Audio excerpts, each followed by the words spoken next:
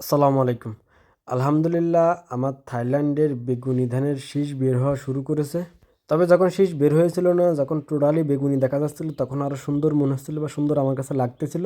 তবে এখন শীষ বের হয়েছে, এখন আমার কাছে তেমন একটা সুন্দর লাগতেছে না। আমার মনে হয় যখন পুরোটা শীষ বের হয়ে যাবে, অর্থাৎ 100% যখন বের হয়ে যাবে তখনও অত বেশি আর সুন্দর লাগবে না। তবে আমার মনে হয় এর পূর্ণ রূপ যেটা বা সৌন্দর্য যেটা, এটা দেখার জন্য হলে অবশ্য আপনার দেখা যাচ্ছে শীষ বের হবে এরকম 5 থেকে 10 দিন আগে আপনার পরিপূর্ণ সৌন্দর্যটা চলে আসে।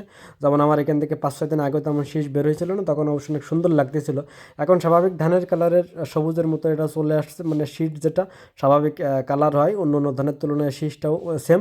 বাট এর গাছটা পুরোটা হচ্ছে বেগুনি, অর্থাৎ সেটা আপনারা আগে হয়তো অনেকগুলো ছবি দেখেছেন, সেটা দেখে বুঝছেন।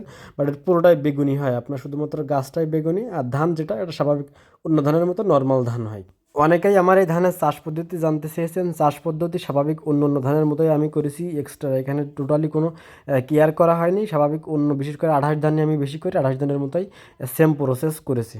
তেমন কোনো রোগ আমার ফেস করতে হয় নাই। তবে আমি অন্য অন্য জমিতেও যে পরিমাণে কীটনাশক দিয়েছি এখানেও সেম দিয়েছি, তবে এক্সট্রা এখানে কোনো রোগ হয়নি। অনেকেই জানতে চেয়েছেন যে এক এক গোছে কতটা করে গাছ হয়েছে। আমি এখানে 1 থেকে 2 কাঠি মতো রোপণ করেছিলাম, এখন সেইখান থেকে 16 থেকে 17টা করে গাছ বের হয়েছে।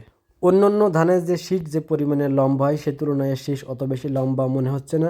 আর সবথেকে বড় ব্যাপার, আমি যখন এই ধান চাষ করা শুরু করেছি এর আগে আমি যথেষ্ট পড়াশোনা এটা নিয়ে করেছি। তবে আমার জানা মতে আমি যতটুকু পড়েছি বা দেখেছি বা অন্য অন্য মানুষের কাছ থেকে যা খোঁজ নিয়েছি যারা বিগত দিন চাষ করেছে, সবার অভিজ্ঞতা এমন যে বিশাল ফলন হবে এরকমটা না।